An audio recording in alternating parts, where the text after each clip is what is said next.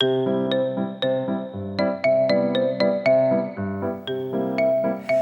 语文千万字，大家要跟大家做伙来捌一字。今仔日要甲大家小解这一字，咱做伙来看到字读做生，死应生第一条。生就是姊妹仔生的后生，嘛有人讲是外甥。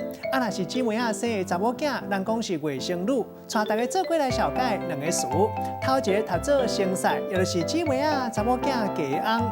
第二个呢是一句俗谚语，人讲外甥食母舅，亲像食豆腐。另外，还有一句是母舅食外甥，就亲像食铁钉。咱用一句话来举例，甲这两个词合做伙。比如讲，有一句俗谚语讲到外甥食母舅，亲像食豆腐；母舅食外甥，亲像食铁钉。